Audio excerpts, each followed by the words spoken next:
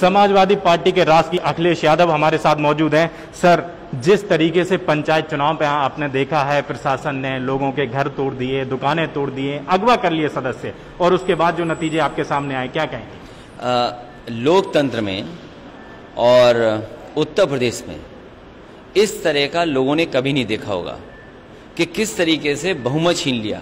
जो सदस्य अपने हिसाब से मतदान करना चाहते थे उन पर जांचें हुई, मुकदमे दर्ज हुए, कईयों पे 376 लगा दिया गया, कईयों को इतना धमकाया गया कि अगर नहीं वोट दोगे तो तुम्हारे परिवार के लोगों को जेल भेज देंगे। और पैसे का खुला खेल इतना भारतीय जनता पार्टी ने किया, और उसका परिणाम देखिए कि आज भारतीय जनता पार्टी ये दावा करे कि सबसे ज़्यादा उनके पास अध्यक्ष हैं। लेकिन भारतीय जनता पार्टी ये भी याद रखे, जनता जिस दिन सरकार बदल देगी उसके बाद उनके पास एक भी जिला पंचायत अध्यक्ष नहीं बचेगा। और अब ब्लॉक प्रमुख का चुनाव लड़ने जा रहे हैं। ब्लॉक प्रमुख ही के चुनाव में भी वही तरीका अपना रहे हैं कि पूरा प्रशासन, पूरा पुलिस, डीएम लगे हुए हैं कि किसी तरीके से सभी बीडीसी भारतीय जनता पार्टी के जो प्रत्याशी ब्लॉक प्रमुख उनके पक्ष में उनसे मतदान करा दें। कहीं न कहीं अधिकारी जो इस तरीके से कानून व्यवस्था को हाथ में ले रहे हैं, क्या उनको आपकी सरकार आएगी तो कुछ करेंगे? एक जिलाधिकारी के बारे में तो खुलेआम सबने देखा, और यह के जो जिलाधिकारी थे वो किस तरीके से धमकी दे रहे थे, और धमकी इतनी बड़ी थी कि डरा दिया लोगों को। और उसका परिणाम क्या हुआ कि भारतीय जनता पार्टी ने चुनाव जीत लिया।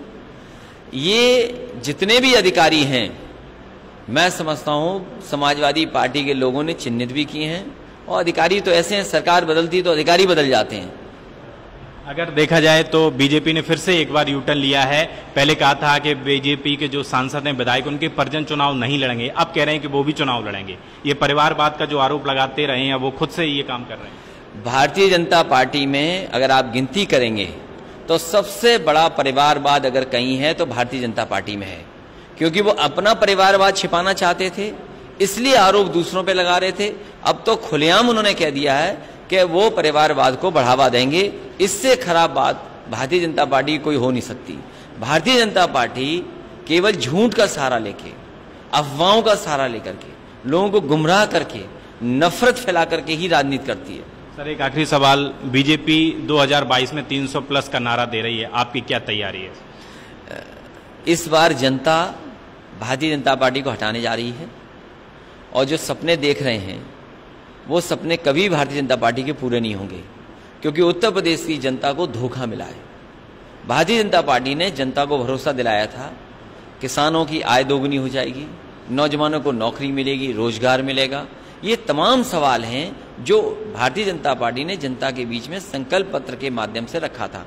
आज महंगाई बढ़ा दी है, आज कोई इन्वेस्टमेंट उत्तर प्रदेश में नहीं आ रहा, गंगा माँ वैसी की वैसी गंदी हैं।